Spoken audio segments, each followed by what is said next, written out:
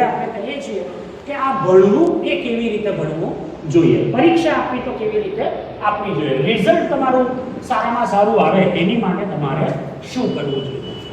તો મેં તમને કીધું કે હું બોલ્યા કરીશ એવું નહીં થાય, તમે પણ કંઈ પૂછશો તો પહેલાં આપણે એવું કરીએ, તમને બોલતા આવડે છે કે નહીં મને ખબર પડે.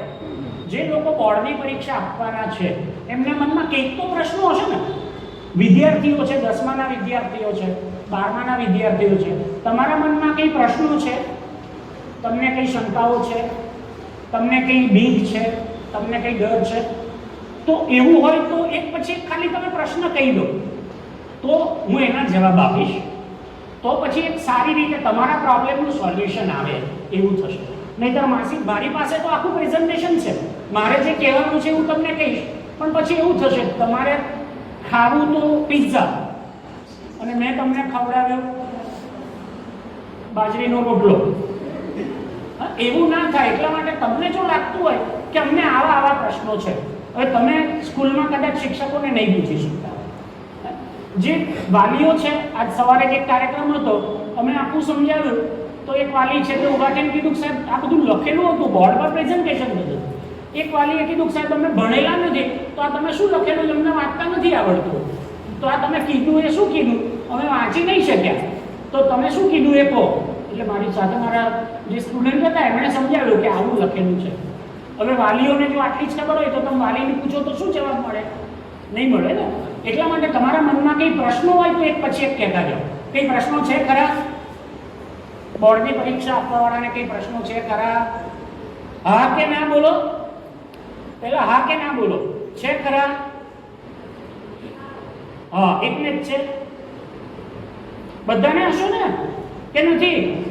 તો બોલતા જાઓ એક પછી. ચાલ બેટા બોલો.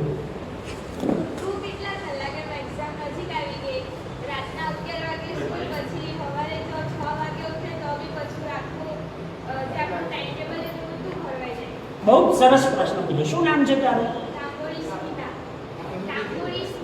સુમિતા. સ્મિતા. સ્મિતાનો બહુ સરસ પ્રશ્ન છે. હવે એને પ્રશ્ન પૂછ્યો તમારા બધા જ મનમાં છે કે નહીં? છે, પણ તમે પૂછતા નથી હે ને. એનો જવાબ આપીશ. પછી બીજો કોઈ પ્રશ્ન કહો. ચાલો, શું છે તમારા મનમાં?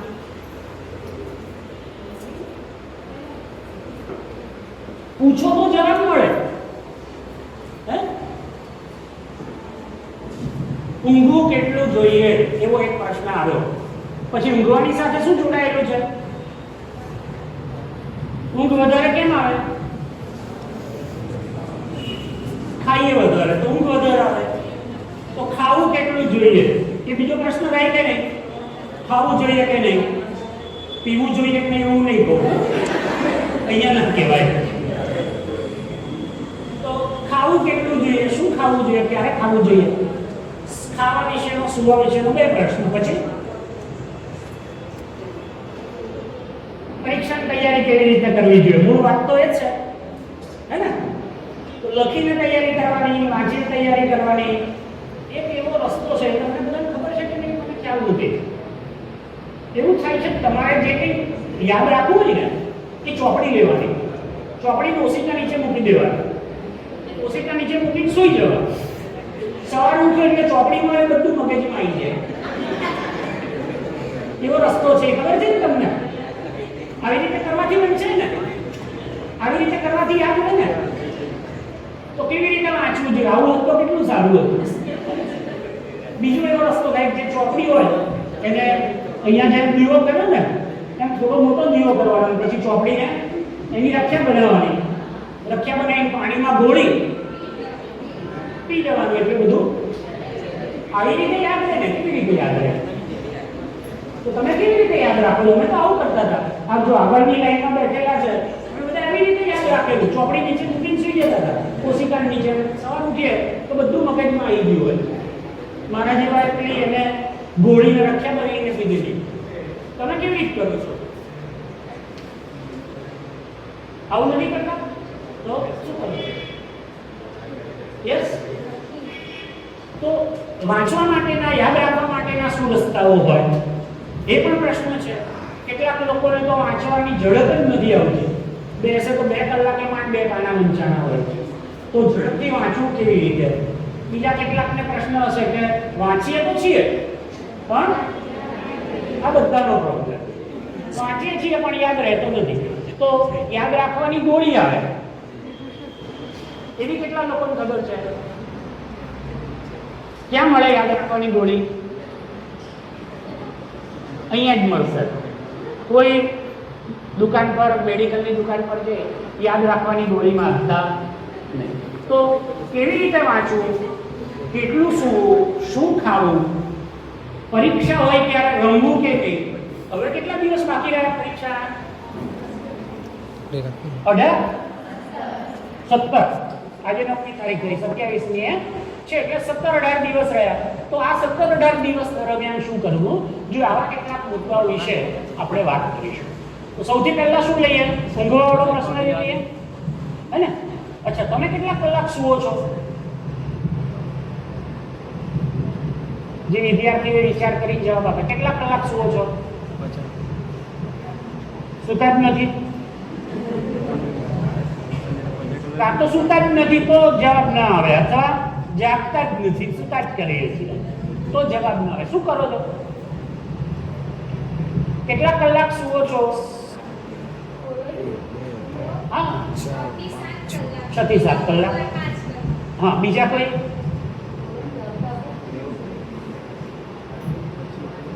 હું કોના વિશે પૂછું છું? તમારા વિશે જ પૂછું છું ને. તો નથી ખબર તમે કેટલા કલાક સૂવો છો? તમે નહીં જવાબ આપો તો પછી મેં પહેલા જ પૂછી લીધું 10મા 12મા વાળા કોણ છે, મારા ધ્યાનમાં આવી ગયા છે એટલે ઊભા કરીને પૂછીશ. એટલે જવાબ આપો, કેટલા કલાક સૂવો છો?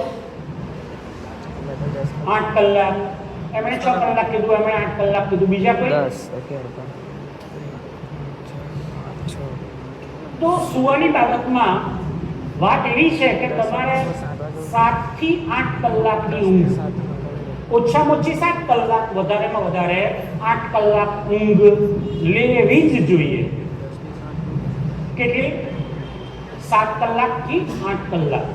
કારણ કે આપણું આખું જે શરીર છે એ શરીરને ફરી પાછું રિચાર્જ થતા, હવે તમે મોબાઈલને ભાષા સમજવા લાગ્યા છો અને એટલે રિચાર્જ થતા મોબાઈલમાંથી બેટરી ઉતરી ગઈ હોય તો લગાડવું પડે ને ચાર્જરમાં, પછી કેટલો કલાક રાખવું પડે એની કેપેસિટી ને ચાર્જરની કેપેસિટી. પણ આપણા બધાનું જે શરીર છે એને ફરી પાછું રિચાર્જ થતા 7 થી 8 કલાકનો સમય થાય છે.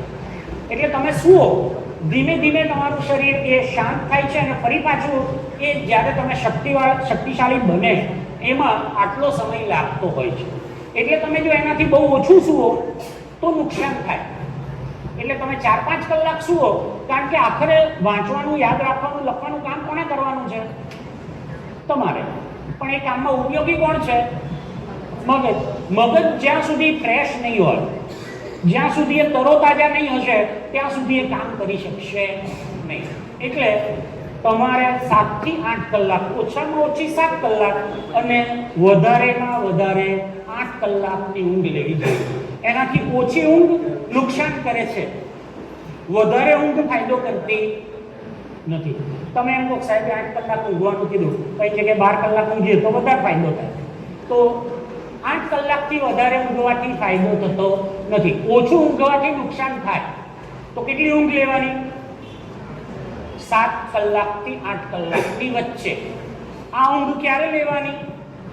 તો આ ઊંઘ દરમિયાન તમે રાત્રે 12 થી 4 અનિવાર્યપણે સૂતા હોવા જોઈએ. સમજાય છે?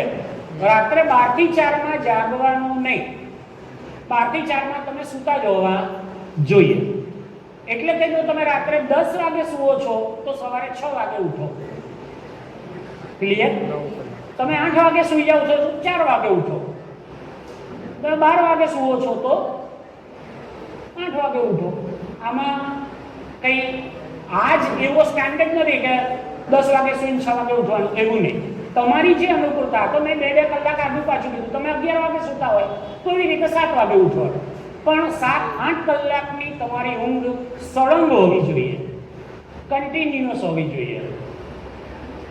એવું ન ચાલે કે 4 કલાક રાત્રે અને 4 કલાક દિવસે, તો પૂરેપૂરો રેસ્ટ મળે નહીં. 8 કલાકની ઊંઘ એ અનિવાર્ય છે. અને એ 12 થી 4 દરમિયાન તમે સૂતા જોવા જોઈએ. એની પાછળનું કારણ છે કે આ દરમિયાન આપણું બોડી જે છે અથવા આપણું મગજ જે છે એ કારણ કે આપણે જ્યારથી મનુષ્ય પૃથ્વી પર આવ્યો ત્યારથી અંધારામાં એને શું કરવાનું? ઊંઘવાનું. એવી રીતે આપણે ટેવાયેલા છીએ. તો આ દરમિયાન આપણું મગજને પણ એવા સિગ્નલ્સ પહોંચે છે.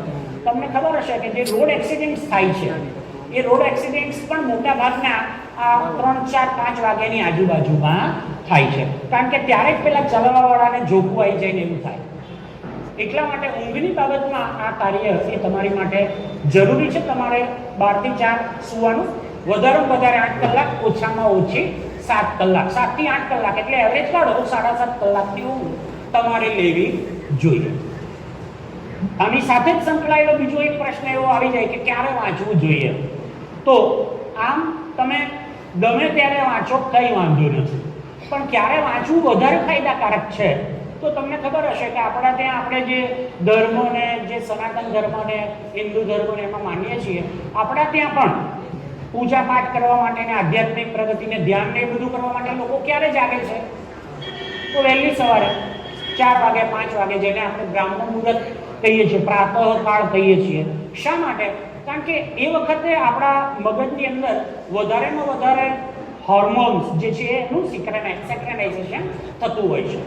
બીજું કે તમે એ સમયે જાગો છો ત્યારે મોટાભાગના લોકો સૂઈ ગયેલા છે, સૂતા છે, એટલે બીજાના વિચારો તમારા મગજ ઉપર હાવી થઈ જતા નથી. નહીતર બીજાના જે વિચારો છે તમને ડિસ્ટર્બ કરે ને, તમે ઈચ્છો કે ના ઈચ્છો પણ એની ઉપર બીજાના વિચારોની તમારા વિચાર ઉપર અસર થતી હોય એવું થાય છે.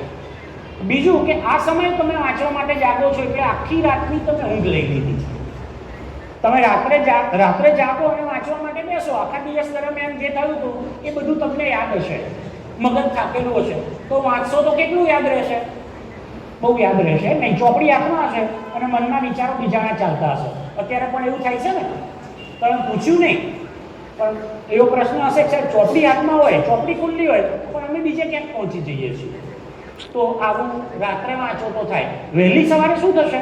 તમે સૂઈ ગયા હતા એટલે મગજમાં જે કંઈ પણ બધું પડ્યું હતું એ થાળે પડી ગયું હશે, ઠેકાણે પડી ગયું હશે, એ તમને ડિસ્ટર્બ કરશે નહીં. એટલે પણ વહેલી સવારે વાંચવું, 4 વાગે, 5 વાગે વાંચો તો એ ફાયદો કરે.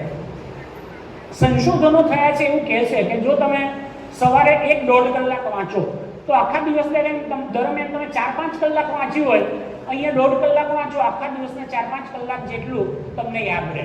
બહુ બધાનો એવો અનુભવ હશે. કારણ કે આપણું મગજ ફ્રેશ છે, જે કંઈ આવે છે બધું ત્યાં એકદમ છપાઈ જાય છે. તો ક્યારે વાંચવું જોઈએ એ વાત પણ આવી ગઈ. કેટલું ઊંઘવું જોઈએ ક્લિયર થઈ ગયું? સ્પષ્ટ કે કંઈ પૂછવા જેવું છે એમાં? ક્લિયર ને? એટલે પેરેન્ટ્સ પણ છે એમને પણ મારી વિનંતી છે કે જો દીકરો કે દીકરી મોડે સુધી જાગતા હોય, બહુ મોડે સુધી વાંચતા હોય તો એને સમજાવો કે ભાઈ 12 વાગે તો તું સૂઈ જ જા અથવા 10 વાગે સૂઈ જાય. અને 8 કલાકની ઊંઘ જો એ વધારે જાગશે તો એને ફાયદો થવાનો નથી. અમારી પાસે ખાસ કરીને 12 સાયન્સના જ્યારે વિદ્યાર્થીઓ આવે છે ત્યારે પેરેન્ટ્સ પણ એમ કે વાંચતો નથી. અમે પૂછીએ કે કેટલું વાંચે તો કે સાહેબ હું તો 4 કલાક જ સૂઉં છું. પણ પેરેન્ટ્સને સંતોષ જ ન રહે. તો અમે સમજાવીએ છીએ કે આ 4 કલાક સૂએ એના શરીરને પણ નુકસાન કરશે. તો આ બાબત જે છે વાલીઓએ પણ સમજવાની જરૂર છે. બીજું કે હવે માત્ર તમારી પાસે બહુ ઓછા દિવસો રહ્યા છે, પરીક્ષાના દિવસો પ્રમાણમાં ઓછા છે. આપણી પાસે અમે જે કરીએ છીએ તો આખા વર્ષની શરૂઆતથી છેક સુધી શું કરવું છે એના વિશેની પણ આપણે વાત કરતા હોઈએ, પણ હવે આપણે જે ફોકસ કરીશું એ માત્ર 20-25 દિવસનો સમયગાળો તમારી પાસે છે, એ દરમિયાન તમારે શું કરવાનું છે. તો અત્યાર સુધી તમારી પાસે તમારા જે કંઈ બધા વિષયો છે, કેટલા વિષય છે 10મા વાળાને? 10મા ધોરણવાળાએ કેટલા વિષયની પરીક્ષા આપવાની છે?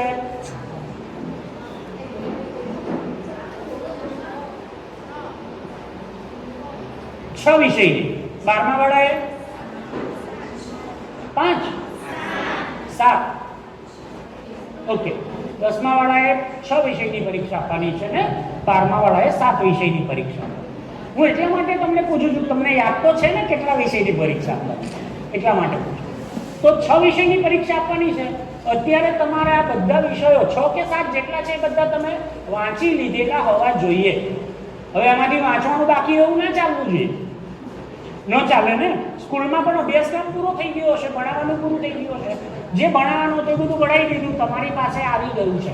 વાંચવાનું હવે કાંઈ બાકી હોવું જોઈએ નહીં. અત્યારે હવે તમારે શું કરવાનું છે? પરીક્ષા કેવી રીતે આપવાની છે? પરીક્ષા ક્યાં આપવાની, કેવી રીતે આપવાની, શું કરવાનું પરીક્ષામાં? આવી રીતે બેસી રહેશો એટલે પરીક્ષા થઈ જશે ને. શું કરવાનું છે પરીક્ષામાં?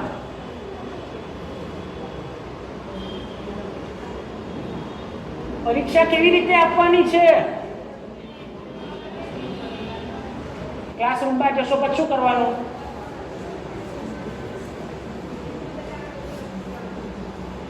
આમાંથી એટલી પાસ નહીં થવાના, કઈ ખબર જ નથી.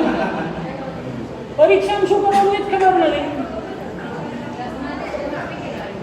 હે, શું કરવાનું? ઉભી રાખ, શું કરવાનું? હા, ઉભી રાખ. હે, હા, તો આટલું બધી શેની રાહ જોવો છો તમે? પરીક્ષા કેવી રીતે આપવાની? લખીને આપવાની છે, હે ને? તો હમણાં એમની વાત થઈ ને, મેરેથોન કેટલી દોડ્યા? 45. એક મેરેથોનમાં 21 કિલોમીટર, તો કુલ કેટલા કિલોમીટર થયું?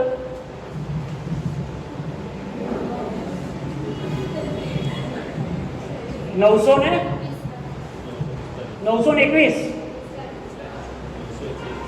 945. કારણ કે 45 દોડ્યા તો 945 કિલોમીટર અત્યાર સુધીમાં એ દોડ્યા છે. હવે એમણે પ્રેક્ટિસ પથારીમાં કરી હશે ને, સુતા સુતા પથારીમાં સુતા સુતા પગ હલાવે મેરેથોન, પછી દોડવા જાય. એવું કર્યું તો જ થાય ને. મેરેથોનમાં દોડવાનું તો પ્રેક્ટિસ કેવી કરવી પડે? દોડવાની. તમારે પરીક્ષા શેની આપવાની છે? કેવી રીતે આપવાની છે? તો પ્રેક્ટિસ કેવી રીતે કરવાની? કેટલા લોકો લખીને પ્રેક્ટિસ કરે છે? શું લખો છો? કેવી રીતે લખો છો? વાર્તા લખવાની ને, પિક્ચર જોવાનું પછી એની વાર્તા લખવાની, તો જ પાસ થવાય ને. અમારા કોલેજમાં તો એવું કરે છોકરાઓ, અને તોય પાસ થઈ જાય. અમારા જેવા સાહેબો એમને પાસ કરે. તો શું વાંચો અને શું લખવાનું? તો તમારા જે 6 વિષય છે અથવા તો 7 વિષય છે, તમે અત્યાર સુધી એ વાંચી લીધેલા હોવા જોઈએ. વાંચીને તમારે એના વિશે વિચારી લેવાનું. પરીક્ષામાં તમે જાઓ રૂમની અંદર ત્યારે તમને એક ક્વેશ્ચન પેપર આપે છે, પ્રશ્નપત્ર આપશે. પ્રશ્નપત્રની બ્લુ પ્રિન્ટ ખબર છે? કેટલા માર્કના કેવા પ્રશ્નો હોય છે? કુલ કેટલા પ્રશ્નો હોય? 10મા ધોરણમાં પહેલો પ્રશ્ન, મેં 10માની પરીક્ષા આપી, તમને મેં કીધું ને 40 વર્ષ ઉપર થઈ ગયું, પછી બહુ બધું બદલાઈ ગયું. અત્યારે પણ મને તમારે પરીક્ષા આપવાની, એમાં શું કરવાનું એ મને ખબર છે. પરીક્ષા મારે આપવાની છે, કોણે આપવાની છે? તો તમને તો ખબર હોવી જોઈએ ને. પહેલો પ્રશ્ન કેવો આવે છે? કુલ કેટલા પ્રશ્ન આવે? 5 કે 6? અરે, ક્વેશ્ચન પેપરની અંદર કુલ કેટલા વિભાગ આવે? 4 કે 5? 4. તમે જોયું જ નથી. તો પહેલો પ્રશ્ન એમસીક્યુ ટાઈપનો હોય છે ને, 1 માર્કનો પ્રશ્ન, બરોબર ને? પહેલો પ્રશ્ન 1 માર્કનો, બીજો પ્રશ્ન 2 માર્કનો કે 1 માર્કનો, બીજો પ્રશ્ન 2 માર્કનો, ત્રીજો પ્રશ્ન 3 માર્કનો, ચોથો પ્રશ્ન 5 માર્કનો. કે પહેલો 1, બીજો 2, ત્રીજો 3, ચોથો 4 એવું કહો છો. માર્કમાં કદાચ આગળ પાછું હોઈ શકે, પણ પહેલા ટૂંકા પ્રશ્નો હોય છે, બરોબર ને? તમારે વાંચવાનું, પછી ક્યાં ટીક કરવાનું એવું હોય છે ને, પછી ખાલી જગ્યા પૂરવાની ને એવું કંઈક આવતું હશે, પછી 2 કે 3 લીટીમાં જવાબ આપો ને પછી 8-10 લીટીમાં જવાબ આપો. આવા પ્રકારના પ્રશ્નો આવે છે. વિભાગ ગમે તેટલા આવતા હોય તો આવા પ્રકારના પ્રશ્નો આવે તો એવી તૈયારી તમારે કરવી. ચોપડીમાંથી જે કંઈ વિષય છે તમારો, એના પહેલા બધા ટૂંકા પ્રશ્નો તમારે લખી લેવા પડે. એક જગ્યાએ તમારી પાસે લખેલા હોવા જોઈએ. એનો સાચો જવાબ તમારી પાસે સામે લખેલો હોવો જોઈએ. અત્યારે તમારી પાસે હોવું જોઈએ, લખીને તૈયાર કરેલું હોવું જોઈએ, અને ફરી પાછું તમારે જોતા જવું. જરૂર લાગે તો એ જ જવાબોને ફરીથી તમે લખો. સમજાય છે ને? એ પ્રશ્ન અને એની સામેનો જવાબ તમે ફરીથી તૈયાર કરો. એવું જ 2 માર્કના, એવું 3 માર્કના અને એવું જ 5 માર્કના પ્રશ્નો માટે પણ તમારે કરવું જોઈએ. તો જે કંઈ વિષય છે એની માટે લખીને તૈયારી કરવી. વાંચી લીધું છે, પ્રશ્ન વાંચવાનો, મૂકી દેવાનો, જાતે લખવાનો, પછી ચોપડીમાં એને સરખાવી જુઓ. તમારી પાસે અપેક્ષિત હશે, ગાઈડ હશે, બધું હશે. તો તમે જે જવાબ લખ્યો છે એ સાચો છે કે કેમ? કારણ કે માર્ક શેના આધારે મળવાના છે? તમારો જવાબ સાચો છે કે નહીં એના આધારે તમને માર્ક મળવાના છે. તો વાંચવા માટે આવા પ્રકારની પ્રેક્ટિસ, પરીક્ષા માટે આવા પ્રકારે લખીને પ્રેક્ટિસ કરવી જોઈએ. વાંચવા માટે જ્યાં બેસો છો તો એ વાંચવા માટેની જગ્યા શાંત હોવી જોઈએ, હવા ઉજાસવાળી હોવી જોઈએ, પૂરતી લાઇટ હોવી જોઈએ, લોકોની અવર જવર ન થતી હોય એવા પ્રકારની હોવી જોઈએ. વાંચવા માટે બેસો ત્યારે મોબાઈલ તમારી પાસે આજુબાજુમાં પણ હોવો જોઈએ નહીં. વાંચો છો તો વાંચતી વખતે 45 મિનિટ 45 મિનિટ વાંચવું જોઈએ. 45 મિનિટ વાંચ્યા પછી 5 મિનિટ રેસ્ટ કરવો જોઈએ, આરામ કરવો જોઈએ. ફરીથી 45 મિનિટ વાંચવું જોઈએ, ફરી 5 મિનિટ આરામ કરવું જોઈએ.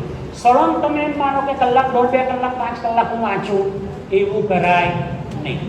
45 મિનિટ વાંચીને 5 મિનિટનો બ્રેક લો, ફરી 45 મિનિટ વાંચો, 5 મિનિટનો બ્રેક લો. આવું કરવું જરૂરી છે.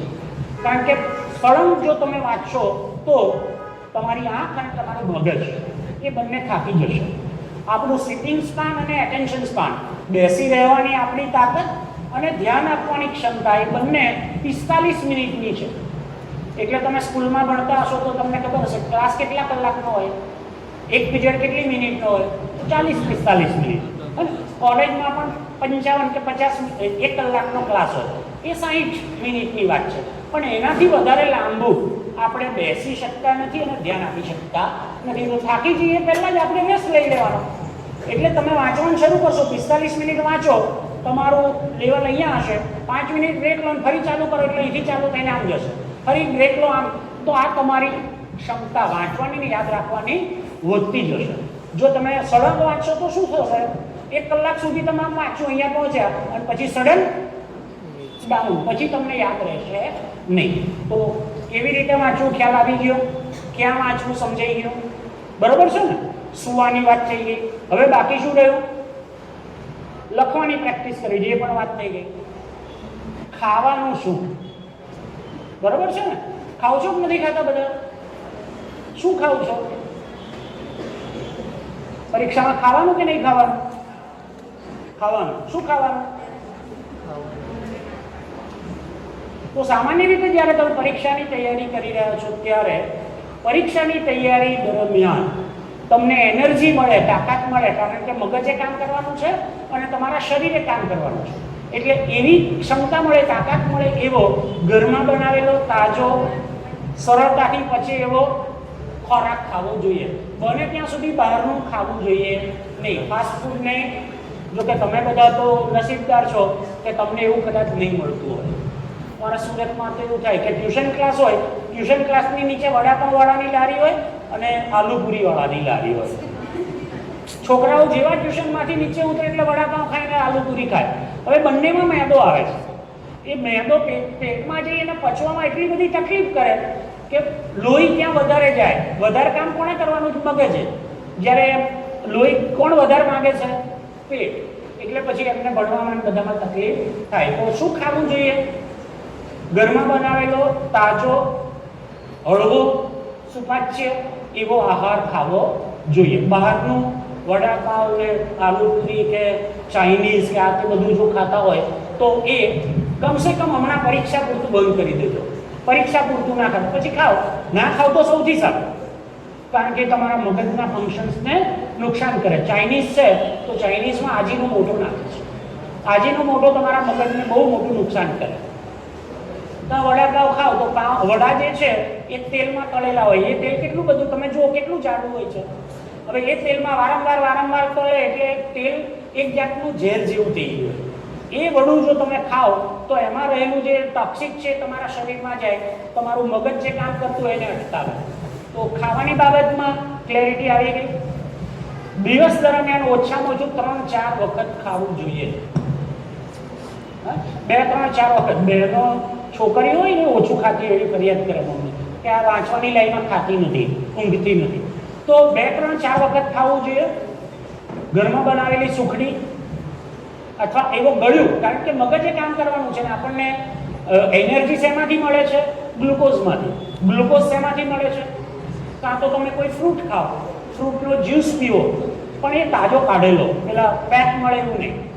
કોઈ ફળ ખાઓ, નારંગી છે કે મોસંબી છે કે એનો રસ પીવો, અથવા સુખડી કે આવું તેવું ખાઓ.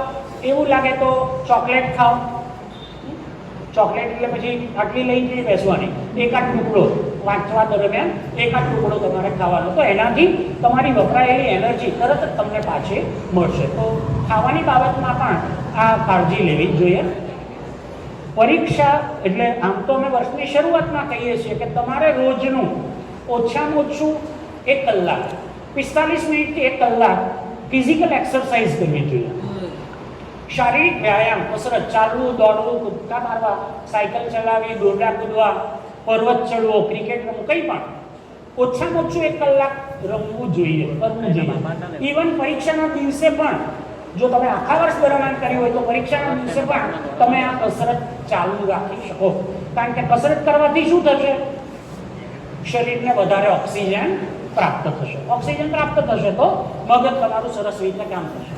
તમે વાંચ્યું હોય, કંટાળે હોય, પછી રમશો તો તમે ફ્રેશ થશો તો ફરી પાછું વાંચવામાં તમારું ધ્યાન લાગી શકશે. એટલા માટે ઓછામાં ઓછું 1 કલાક, 45 મિનિટથી 1 કલાક એક્સરસાઇઝ પણ તમારે કરવી જોઈએ. તો ખાવા પીવા, સૂવા માટેની, વાંચવા માટેની, વ્યાયામ બાબતની આ વાતો થઈ. હવે આપણે પર્ટિક્યુલર આટલા જ દિવસ છે તો પરીક્ષાના આટલા દિવસ બાકી છે ત્યારે સ્ટેપ બાય સ્ટેપ શું કરવું જોઈએ, કઈ કઈ બાબતોનું તમે ધ્યાન રાખશો. તમે કીધું કે હવે લગભગ 15-17 દિવસ બાકી છે. તમે તમને કીધું બધું લખાઈ ગયેલું એટલે તૈયાર થઈ ગયું હોવું છે. રોજનું હવે તમારે ઓછામાં ઓછું 1 કે 2 પેપર લખવાની પ્રેક્ટિસ કરવી જોઈએ. 6 વિષય છે, એ લોકો રોજના 2 પેપર લખવાની પ્રેક્ટિસ કરે. ક્યાં કરશો લખવાની પ્રેક્ટિસ? ક્યાં બેસીને કરશો?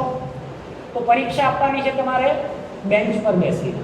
તો બેન્ચ જેવી સગવડ હોય, કાં તો બેન્ચ પર બેસો, સ્કૂલમાં, હોસ્ટેલમાં એમાં હોય, તમને અનુકૂળતા હોય, ક્લાસીસમાં જતા હોય તો બેન્ચ પર બેસી અને સળંગ 3 કલાક પ્રશ્નપત્ર લખવાની પ્રેક્ટિસ કરવી જોઈએ.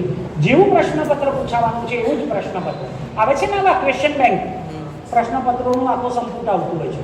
એ લેવાનું કે આજે સવારે ગણિતનું, સાંજે ગુજરાતીનું, પછી હિન્દી કે ઇંગ્લિશ કે સાયન્સ ને સોશિયલ સ્ટડી, અને એવા 6 વિષય લખવાના. રોજના 2 પેપર લખશો, સમજો 15 દિવસ છે તો કેટલા પેપર લખાશે? કુલ 30. એક વિષયના કેટલા પેપર લખાઈ જશે? 5. બરોબર ને? એક વિષયના 5 પેપર લખાય, મોટા ભાગનું બધું આવી જશે. તો હવે લખવાની પ્રેક્ટિસ કરવી જોઈએ. વાંચવાનું બાકી છે એવા કોઈ છે તમારામાં? બધું વંચાઈ ગયું છે ને? તૈયાર થઈ ગયું છે ને? તો હવે કાલથી શું કરશો? લખવાની પ્રેક્ટિસ. એમાં પણ કેવી રીતે? સામે ઘડિયાળ મૂકવાનું. જનરલી તમારા પરીક્ષાનો સમય શું છે? ટાઈમ શું છે પરીક્ષાનો? 10મા વાળાનો 11. હા, 3 અવર બરોબર છે, પણ ટાઈમ નહીં. એ તમને ખબર નથી? ટાઈમ હજી ટાઈમ ટેબલ નથી આવ્યો? 11 સમજો 10:30 થી 1:30. તો તમારે એવું કરવું જોઈએ કે 10:30 થી 1:30 લખવા બેસવું જ જોઈએ. સમજાય છે ને? શા માટે? Practice makes man perfect. એ જ સમયે લખવાની પ્રેક્ટિસ પાડશો તો પરીક્ષામાં જ્યારે લખવા બેસશો ત્યારે તરત જ તમને પેલું બધું, કારણ કે તમે આટલા દિવસ શું કર્યું એ જ કામ કર્યું એટલે યાદ આવવાનું શરૂ થઈ જશે. પેન તમારી એની મેળે ચાલ્યા કરશે. પ્રશ્ન જોશો ને તરત જ પેન ચાલુ થઈ જશે, તમે લખી શકશો. તો જે સમયે તમારી પરીક્ષા છે એ સમયે લખવાની પ્રેક્ટિસ કરવી જ જોઈએ. 12મા વાળાની બપોર પરીક્ષા છે તો એમણે બપોરે પણ લખવું જોઈએ. એટલે સવારે પણ લખી શકે, ઓછામાં ઓછા 2 પેપર. જે સમય પરીક્ષા જે સમય તો લખવાનું. રોજનું ઓછામાં ઓછા 2 પેપર તમે લખો તો તમારા 3 દિવસમાં બધા જ પેપરો પૂરા થઈ જાય. ફરી પાછું રિપીટ કરો. તો આવી રીતે લખવાની પ્રેક્ટિસ કરવાથી તમને વધારે ફાયદો થશે. સૌથી પહેલાં હવે બોર્ડે તો બહુ બધો ફેરફાર કર્યો. એટલે પહેલાં જે મારી ઉંમરના છે એમને ખબર છે કે પહેલો નિબંધ પ્રકારનો પ્રશ્ન જ પૂછે, લોંગ ક્વેશ્ચન પૂછાતો. અમે જ્યારે ભણતા હતા ત્યારે લાંબો પ્રશ્ન પૂછાતો. ટૂંકા પ્રશ્નો તો આવતા જ નહોતા, પણ તમારા જેવા વિદ્યાર્થીઓ આવતા ગયા અને બોર્ડને ખબર પડી કે આવું બધું કંઈ કરી શકે એવા એટલે બધી ટૂંકા પ્રશ્નો આવતા ગયા. એટલે તમને ટૂંકા પ્રશ્નો પૂછાય, શોર્ટકટ આખું લખેલું હોય તમારે ટીક જ કરવાની છે. એ જ રીતે 3 લીટી 5 લીટી કે બહુ તો 7-8 લીટીના પ્રશ્નો તમને પૂછાય છે. લાંબા પ્રશ્નો તો તમને પૂછાતા જ નથી. તો એ પ્રશ્નોના જવાબ એ જ રીતે લખવા માટેની પ્રેક્ટિસ તમારે કરવી જોઈએ. બરોબર છે? તો અત્યારથી આ પ્રકારની પ્રેક્ટિસ કરશો તો તમને વધારે ફાયદો થશે. છેલ્લું એક અઠવાડિયું છે, તો એ અઠવાડિયા દરમિયાન પણ તમારે આખા પરીક્ષાના બધા જ દિવસો કેવી રીતે તમારે કરવાનું છે એની માટેનું વિઝ્યુલાઇઝેશન તમારે કરી લેવું જોઈએ. વિચારવું જોઈએ હું શું કરીશ. સોમવારથી મોટે ભાગે પરીક્ષા ચાલુ થતી હશે ને? કયા વારથી પરીક્ષા ચાલુ થાય છે? સોમવાર છે. 27 તારીખે કયો વાર છે? ગુરુવાર છે. ઓકે, ગુરુવારથી પરીક્ષા ચાલુ થાય છે તો તમારે એ રીતે ભાઈ આ વારથી મારી પરીક્ષા ચાલુ થાય છે, આટલાથી આટલો સમય મારી પરીક્ષા હશે, તો એ પહેલાં હું શું કરીશ અને એ પછીથી હું શું કરીશ અને એ 3 કલાકમાં હું શું કરીશ એનું પ્લાનિંગ અત્યારથી વિચારી રાખવું જોઈએ ને છેલ્લા અઠવાડિયા દરમિયાન તો એ જ કરવું જોઈએ. હું ક્યારે ઉઠીશ? પરીક્ષામાં કંઈ સીધા તમે પહોંચી નહીં જઈ શકો. મેં તમને કેટલીક બાબતનું સોલ્યુશન તો આપી દીધું કે 8 કલાક સૂવાનું છે. પરીક્ષા સમજો 10:30 વાગે છે તો એની પહેલાં તમે 8 વાગે ઉઠો કે 7 વાગે ઉઠો કે 6 વાગે ઉઠો. દૂર જવાનું હોય એવું પણ બની શકે ને કે ગામમાં જ પરીક્ષા હશે, બીજી જગ્યાએ જવાનું હોય, બીજા ગામમાં જવાનું હોય, થોડે દૂર જવાનું હોય, એવું બધું પણ હશે. તો પહેલાં જોઈ લો કે કેટલું ડિસ્ટન્સ છે, પરીક્ષા આપવા જવાનું છે, સ્થળ કેટલું દૂર છે. એ બધાના આધારે તમારો ઉઠવાનો સમય નક્કી કરો. છેલ્લું અઠવાડિયું એક પ્રેક્ટિસ કરો. ભાઈ 6 વાગે ઉઠીએ તો જ આપણે ત્યાં 10:30 પરીક્ષા ચાલુ થશે તો 9:30 એન્ટ્રી હશે ને કે 10 વાગે એન્ટ્રી હશે. ભાઈ એટલા વાગ્યા પહેલાં આપણે ત્યાં પહોંચી જઈએ તો અહીંયાથી આટલા કિલોમીટર છે તો એની માટે આટલા વાગે નીકળવું પડશે. નીકળવા પહેલાં નાહવું ધોવું તૈયાર થવું બધું સામાન લેવું આવું તેવું બધું કરવું પડશે. તો એક અઠવાડિયું એ તમે પ્રેક્ટિસ કરી દો કે આટલું ડિસ્ટન્સ છે, એટલા વાગે ઉઠો, એ આખી રૂટીન તમે ગોઠવો. ભૂખ્યા જશો નહીં પરીક્ષામાં તો એ પહેલાં શું ખાવું, કંઈ લિક્વિડ લઈને જવું. પહેલાં આપણા ત્યાં તો શું હતું કે કંઈ સારું કામ કરવા માટે જતા હોય તો દહીં અને ખાંડ ખવડાવતા હતા. દહીં ખવડાવે, દહીંથી તાકાત મળે, ખાંડથી પણ મેં તમને કીધું એમ એનર્જી મળે એવું હતું. તો એવું પણ તમે ખાઈને જઈ શકો કે જેનાથી તમને તાકાત રહે. પૂરતી ઊંઘ લેવાની, આવો કંઈક ખાઈને જવાનું. ભૂખ્યા પેટે પરીક્ષામાં જવાનું નહીં. પછી એવું નહીં કહેવાનું સાહેબે ખાઈને જવાનું કીધું હતું એટલે બરોબર દબાઈને જઈએ, જશો તો પછી ઊંઘ આવશે. એટલે ભૂખ્યા પણ નહીં જવાનું, બહુ વધારે પડતું ખાઈને પણ જવાનું નહીં. પૂરતી એનર્જી રહે એવી રીતે પૂરતી ઊંઘ લઈને બરોબર તૈયારી કરી પરીક્ષામાં જવાનું, એની પ્રેક્ટિસ કરવાની આખા અઠવાડિયા દરમિયાન. બીજી રીતે હવે જ્યારે આપણે પરીક્ષાના આગલા દિવસની વાત કરીએ છીએ તો પરીક્ષાના આગલા દિવસે તમારી પાસે રિસિપ્ટ ને બધું આવી ગયું હશે, હે ને? રિસિપ્ટ આવી ગઈ હોય ને તો રિસિપ્ટની 3, 4, 5 ઝેરોક્સ કરાવી રાખો. અસલ તમારી પાસે રાખો. બીજી એક બે રિસિપ્ટ જે છે બીજા લોકોને આપી રાખો. ઘરમાં વડીલને કે સ્કૂલમાં ટીચરને કે એને આપી રાખો. તમારા દફતરની અંદર પર્સ કે જે કંઈ જોડે લઈ જવાનું હોય એની અંદર અસલ મૂકો, એકાદ ઝેરોક્સ પણ મૂકી રાખો. બરાબર? લખવા માટે જેટલી પણ વસ્તુની જરૂર છે એ બધી જ વસ્તુઓ કંપાસની અંદર મૂકી રાખો.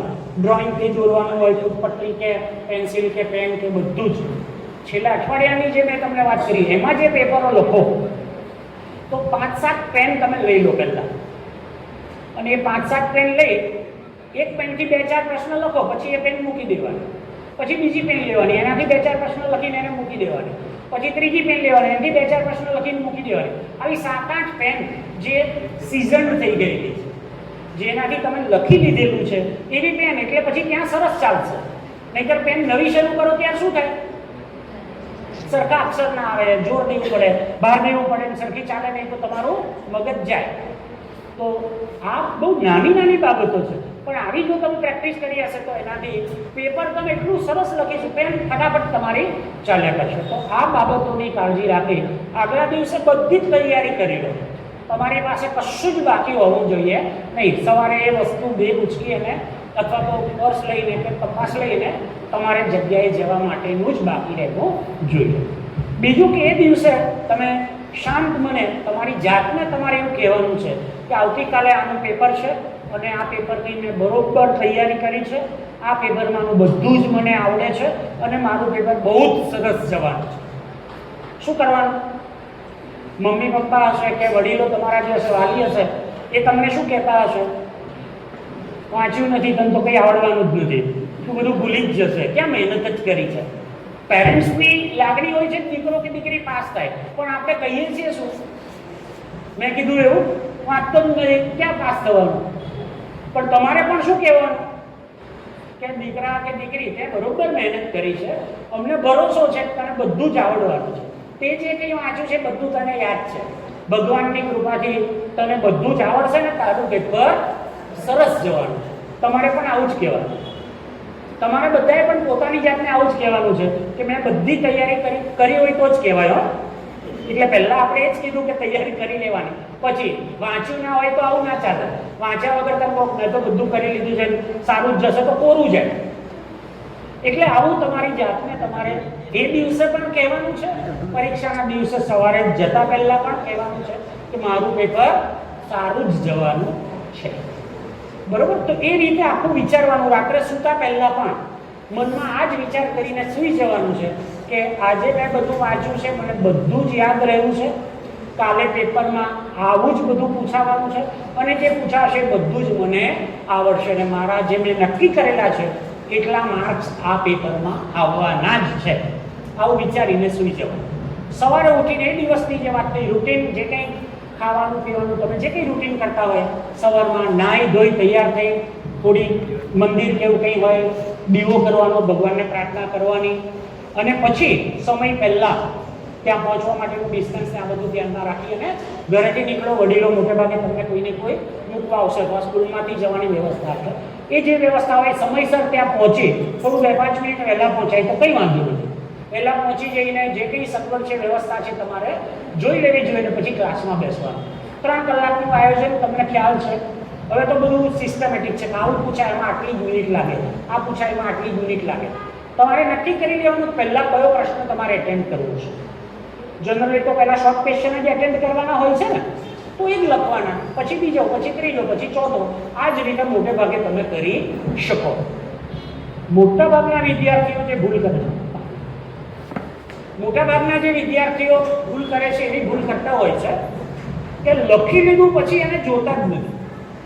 લખી લીધું એટલે વાંચે જ નહીં, લખ્યા પછી જોવે જ નહીં. પણ તમારે શું કરવાનું કે લખવાના સમયની ગણતરીની સાથે લખી લીધેલું ફરીથી વાંચવા માટેનો 15-20 મિનિટનો સમય રાખવાનો. બધા જ જવાબો લખાઈ ગયા પછી છેલ્લી 20 મિનિટ તમે પહેલા પ્રશ્નથી લઈને બધાને ચેક કરી જવા જોઈએ. તમે લખ્યું છે સાચું છે કે કેમ. જે કંઈ લોંગ ક્વેશ્ચન લખ્યા છે એ પણ તમારે વાંચી જવા જોઈએ કે આ જે મેં પ્રશ્ન પૂછ્યો તો એનો જવાબ મેં લખ્યો છે, સાચો લખ્યો છે કે કેમ. કારણ કે ઘણી બધી વખત એવું થાય કે ત્યારે આપણને લાગે કે આ સાચું છે, પણ ફરી વાંચો ત્યારે ખબર પડે કે મેં તો ખોટું લખ્યું હતું. 15-20 મિનિટ રાખવાની મેં એટલા માટે કીધી તમારી પાસે સુધારવાનો સમય નહીં. તમારી કોલેજમાં પણ વિદ્યાર્થીઓ લખે પણ લખ્યા પછી જોતા નથી, એટલે પછી એમને ખબર પડે કે આ તો બહાર નીકળીને પછી જુએ કે મેં આ જવાબ લખ્યો સાચો છે. પછી ફ્રેન્ડોએ કે આમાં તો આ જવાબ આવે, એટલે તે કહું તો મારા માર્ક ગયા. તો વાંચવું જોઈએ. ફરીથી તમારે એને એક વખત નજર નીચેથી કાઢી લેવું જોઈએ. પેપર લખવા બેઠા છો ત્યારે પૂરેપૂરું ધ્યાન એમાં આપો. વાંચવા માટેની તૈયારી કરો ત્યારે પૂરેપૂરું ધ્યાન એમાં આપો. લખી લીધું ને બહાર નીકળ્યા પછી એના વિશે બધું જ ભૂલી જાઓ. પછી એમાં શું લખ્યું હોય એ બહાર નીકળીને ચર્ચા ચિંતા કરવાની જરૂર નથી. શા માટે? કારણ કે હાથવાની જતું રહ્યું, બહાર નીકળીને શું ફાયદો? પછી પેપર સોલ્વ નહીં કરવા. બધા શું ભૂલ કરે છે? બહાર નીકળીને પેપર સોલ્વ નહીં. એ દિવસે પેપર સોલ્વ કરવાનું નહીં. અમે પેરેન્ટ્સને પણ કહીએ છીએ, ઘેર પહોંચે એટલે જેના વાલીઓ હોય એ તરત જ બેસાડે, લાવ પેપર લાવ, આમાં શું લખ્યું, આમાં શું લખ્યું. અને પેલા એક ભૂલ કરી હોય તો પેલાનું આઈ બને તો પેપર તો જતું રહ્યું. બીજે દિવસનું જે પેપર છે એ પણ બગડે. તમે ગમે એટલો ગુસ્સો કરો, ગમે એટલો અફસોસ કરો, પણ લખાવાની જે ભૂલ થઈ ગઈ એ કંઈ સુધરશે તમારાથી?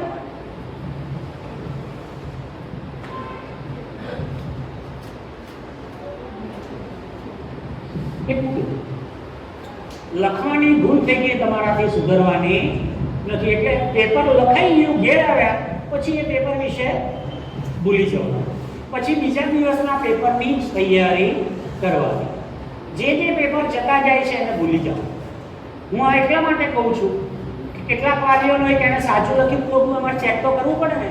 તો એવા જે વાલીઓ કે શિક્ષકો છે એ આખી એની પરીક્ષા પત્યા પછી ફરીથી તમે પરીક્ષા લેજો. ફરી ભલે એની પાસે તમે લખાવજો કે આમાં મેં શું લખેલું, પણ એ દિવસ પૂરતું એને કંઈ પૂછતા નહીં. તમારે પણ ભૂલી જવાનું. તો આટલું કર્યા પછીથી બધા જ પેપર પૂરા થાય. રોજે રોજ આટલું તમારે કરવાનું છે. 3 કલાકનું તમે આયોજન કરેલું હશે. જો આવી રીતે સિસ્ટમેટિક તમે કામ કરશો, પદ્ધતિસર રીતે તમે કામ કરશો, યોગ્ય ખાવાનું પીવાનું, કસરત કરવાની, આ બધું ધ્યાન રાખશો, તૈયારી કરી હશે, જાતને તમે કીધેલું હશે, બરોબર, ત્યાં જઈને ધ્યાન રાખીને લખશો, ફરીથી ચેક કરશો, તો હું માનું છું ત્યાં સુધી તમે જે અપેક્ષા રાખી છે તમારે આટલા ટકા લાવવા છે, આટલા માર્ક્સ લાવવા છે, એટલા ચોક્કસપણે તમારા બધાના આવશે એવું હું માનું છું. બરાબર? તો મારે મુખ્યત્વે જે કંઈ કહેવાનું હતું એ મેં તમને કીધું છે. ફરી પાછો કહું છું, તમને કંઈ પ્રશ્ન હોય, કોઈ વાલીને પ્રશ્ન હોય, તમારામાંથી બીજા કોઈને પણ લાગતું હોય કે હજી આ બાબત વિશે કહેવું છે, આમ તો આમાં દર મહિને 2 કલાક કરીએ ને, દર મહિને 2 કલાક એટલે 12 24 કલાક તમને સમજાવીએ એટલું મટીરિયલ છે આપણી પાસે. પણ હવે પરીક્ષા સામે આવી ગઈ છે, નજીક છે, એટલે બહુ વધારે પડતું હું તમને કહેતો નથી. જે મુદ્દાઓ મહત્વના છે એના પર તમારું ધ્યાન દોરું છું. છતાં તમને કંઈ લાગતું હોય તમારે આવું પૂછવું છે તો તમે પૂછી શકો છો. એ પૂછવા જેવું લાગતું હોય.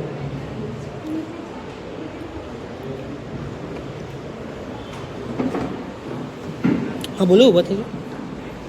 એક મિનિટ.